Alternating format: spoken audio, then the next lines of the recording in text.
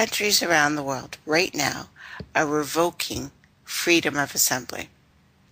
On March 26th, without any fanfare or attention from any media source that I could see, the Spanish government ended freedom of assembly completely, in the face of popular opposition. 80% of the Spaniards opposed it. The upper house passed the Citizens Security Law. Under the provision, which goes into effect July 1st, police will have the discretionary ability to hand out fines up to $650,000 to unauthorized demonstrators who protest near a transport hub or a nuclear power plant. They will be allowed to issue fines up to $30,000 for taking pictures of police during a protest, failing to show police ID, or just gathering in an unauthorized way near a government building. Now, you would say the law doesn't technically outlaw protest, Tracey, but it's really hard for me to see the difference that makes it in practice.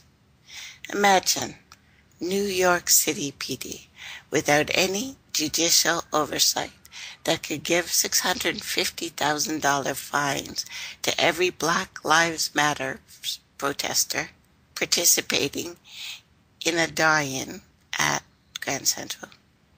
Never mind that they would never pay. Would anyone come back day after day, racking up millions of dollars in fines?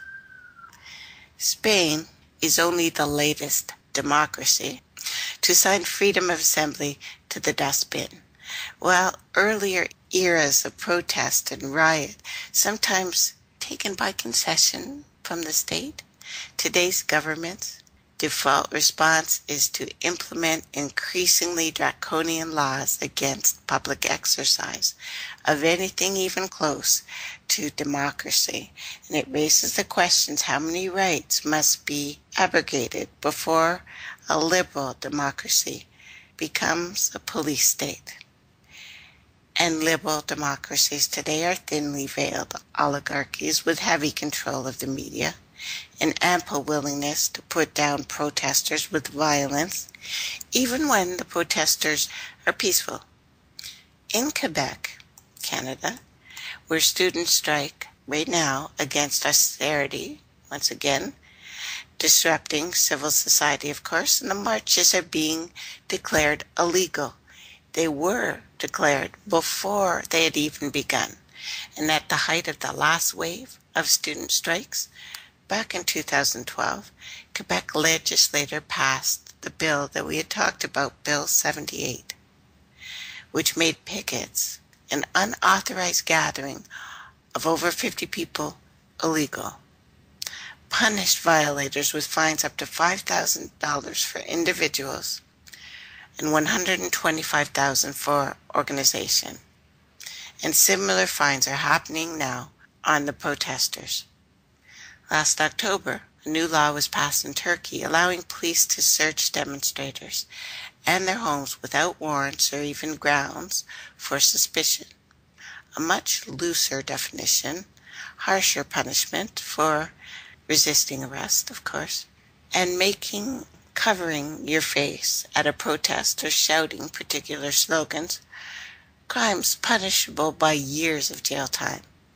This February in London, police forced climate protest organizers to hire private security for marshalling a rally, making protesting not a free public right, but an expensive private service.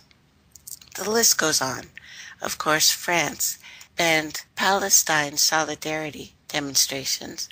Police in Australia gained the power to ban protesters from appealing the public spaces for a year, even if they work or live there. In Egypt, Ukraine, and Russia's governments have outlawed protest entirely. Mexico's Congress approved La Ley Anti-Marchas, which, if ratified by the state-level governments, will modify the Constitution so that any unauthorized gathering is essentially illegal. The constitutional end to freedom of assembly. Most of this happened in 2014. United States, the same. Baltimore, many of those who protested Freddie Gray's murder were held without charges for over 48 hours.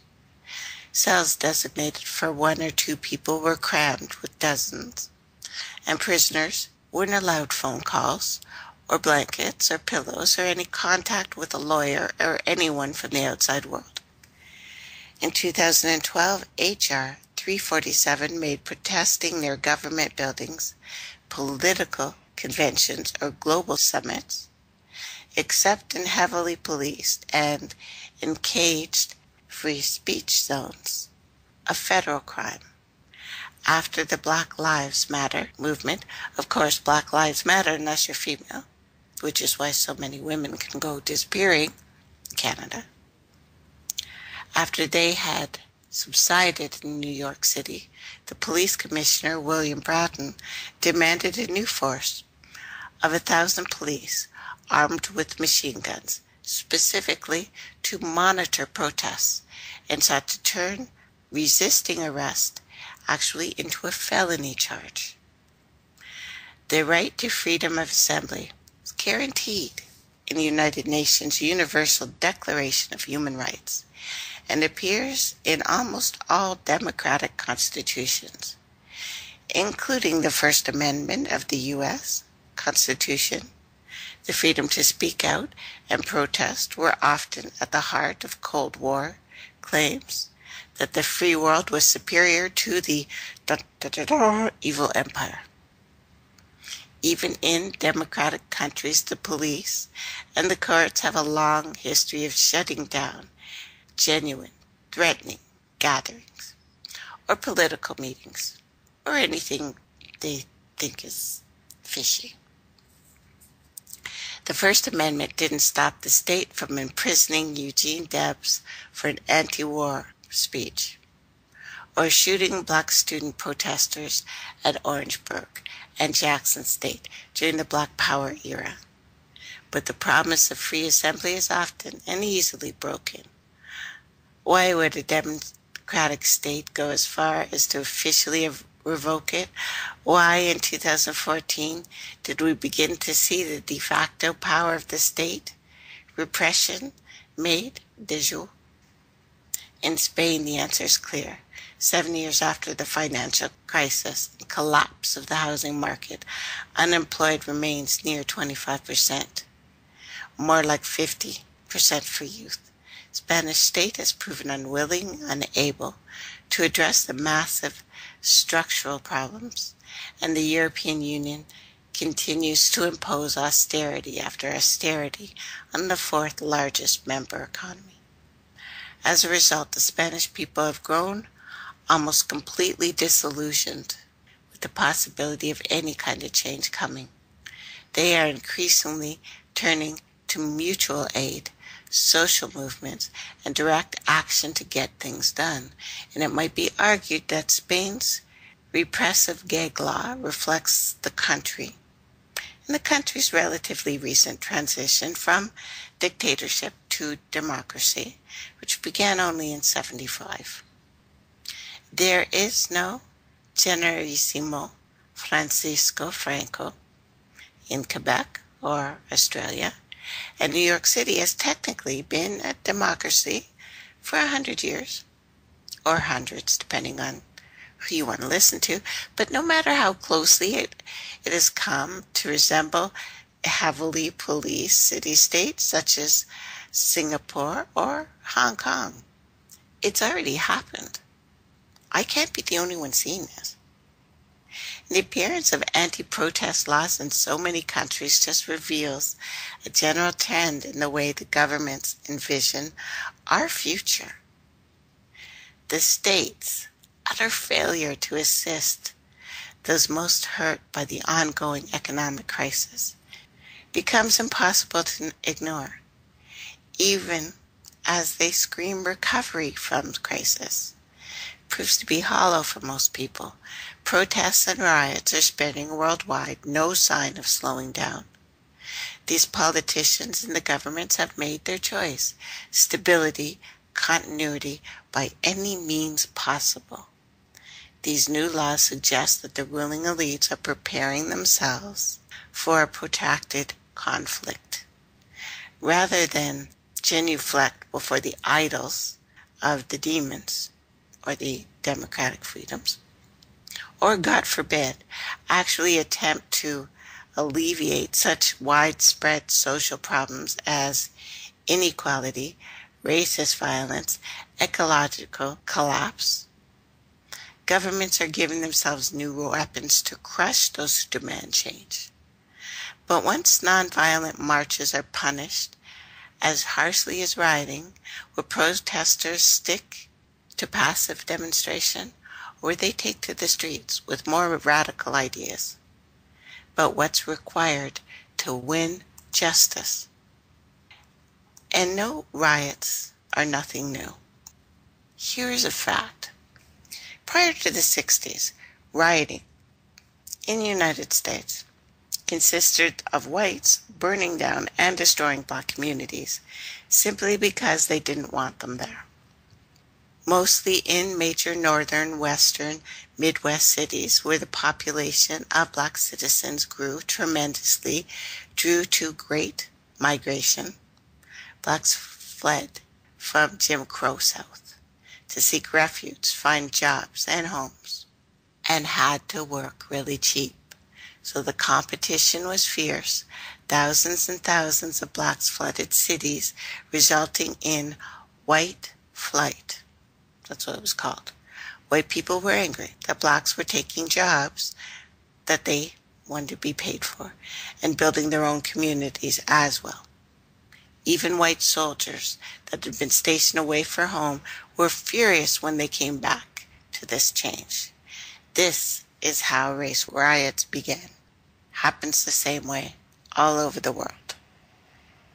Desegregation in cities, subliminal attempts to keep their cities segregated. Blacks are not allowed in the white part of town. Black homes and communities destroyed, burnt down by angry white mobs. Countless deaths occurred from 1921 on. Whole communities burnt to the ground. Not just in the States, but all over. Why? Because people are made to be afraid of each other. They are. They're made to be terrified. And of course, the brute caricature that portrays one group as innately savage, animalistic, destructive, criminal, deserving punishment, even death, that a brute is a fiend, he is a sociopath, he is an antisocial menace. Black brutes depicted hideous, terrifying predators who target helpless victims, especially white victims. During slavery, the dominant characters of black was Mammy, Coon, Tom, Pickaninny, portrayed as childlike, ignorant, docile, groveling, generally harmless. These portrayals were pragmatic, instrumental. Proponents of slavery created and promoted images of blacks that justified slavery and soothed any white consciousness or conscious or how you felt. If slaves were childlike, for example, then you could feel something paternal for them, where masters became pseudo-parents for the slaves, and that was humane, even morally light. More importantly, slaves were rarely depicted as brutes back then, because that portrayal might have become a self-fulfilling prophecy.